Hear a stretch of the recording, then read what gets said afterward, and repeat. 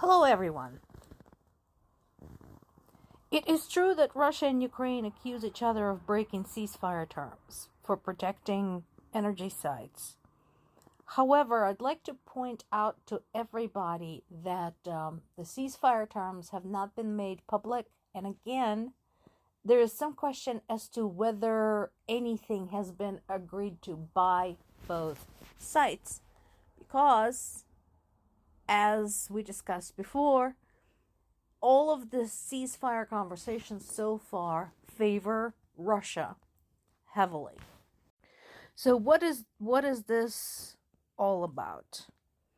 Well, Russia is accusing Ukraine of attacking electrical facilities in Bryansk and in Kursk regions. Unfortunately, none of this can be verified by any other sources. It is true that Ukraine had hit some military objects in those regions that were not part of the infrastructure, specifically in Bryansk. We talked about it. They hit a military airfield and destroyed some helicopters. That is not part of the energy infrastructure. At the same time, as this campaign by Russia continues, their usual campaign of disinformation, Russia has been dealing some very real, very easy to verify strikes to Ukraine's civilian objects, including, yes, energy infrastructure. And that can be verified with satellite imagery, telemetry information, the aerial attack tracking. So Ukraine can bring receipts for this.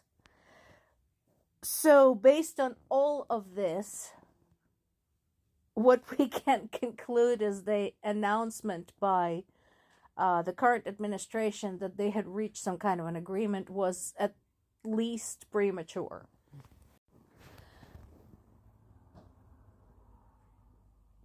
I do agree with France's Emmanuel Macron. Yes, Russia doesn't really want a ceasefire. Short of capitulation by Ukraine, Russia wants to continue waging war until Ukraine doesn't exist anymore. And that is the problem, because that is not being taken into account by the White House.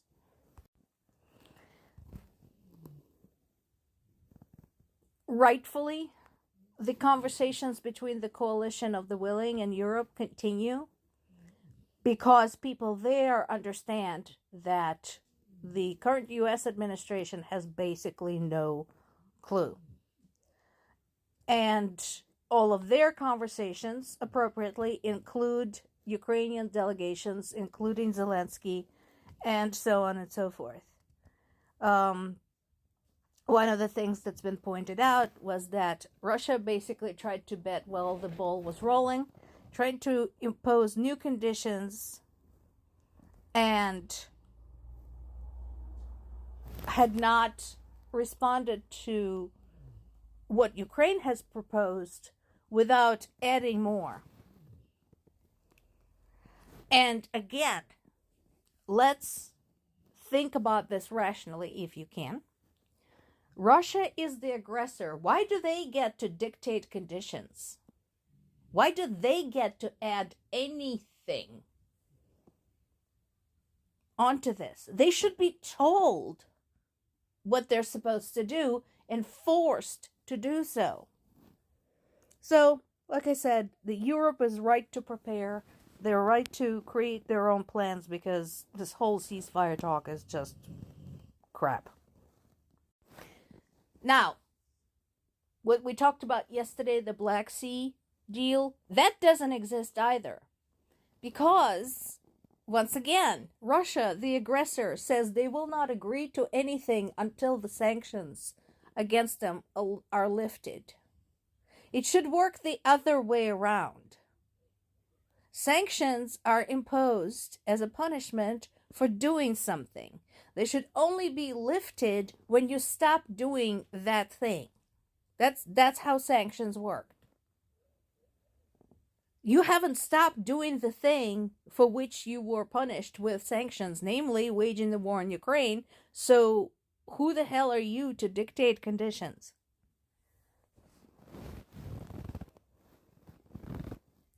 And again, I'm glad EU is sticking to their guns. They're saying that they will only lift sanctions in response to the unconditional withdrawal of all Russian military forces from Ukrainian territory.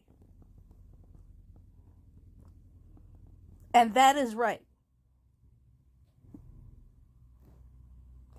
And again, case in point, Russia claims to be observing the moratorium on striking against Ukrainian energy targets, but their actions speak otherwise.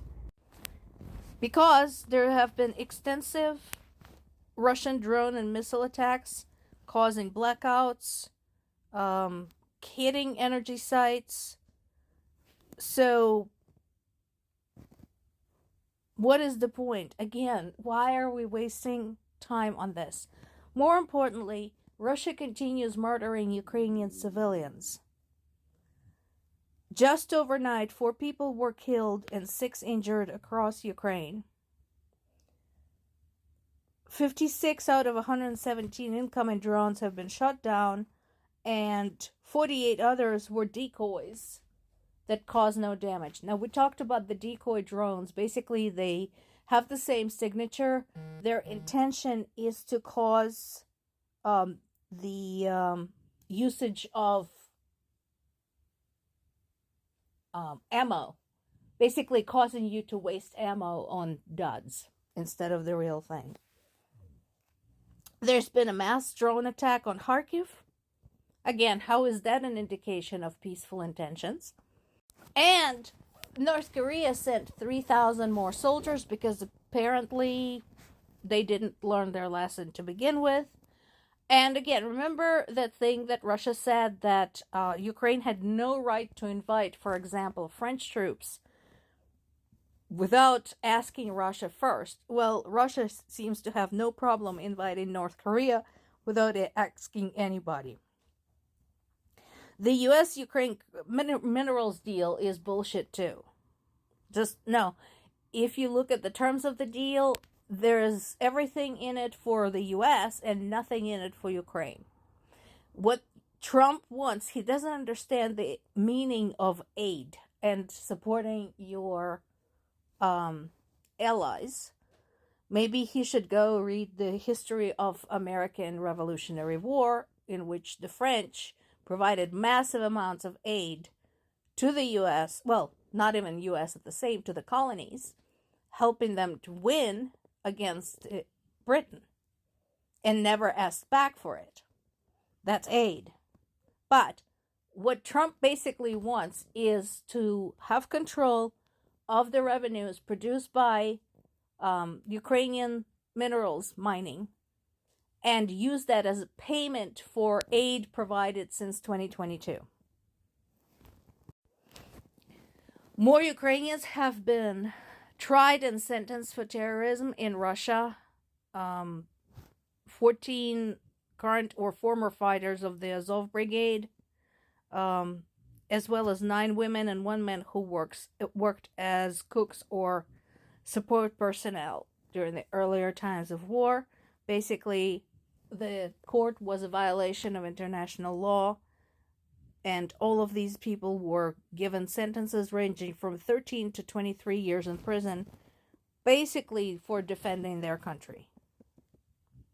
And to top it all off, Ukraine is now having the same problem that we're having here in Western North Carolina, wildfires. I'm sure bombing them ceaselessly doesn't help. Bombing causes fires. Ask Smokey the Bear. So with all of that, Europe is doing the right thing. They're moving along without the U.S. U.S. is rapidly becoming an adversary, and not even a particularly worthy one. A toddler with nuclear codes. More to come.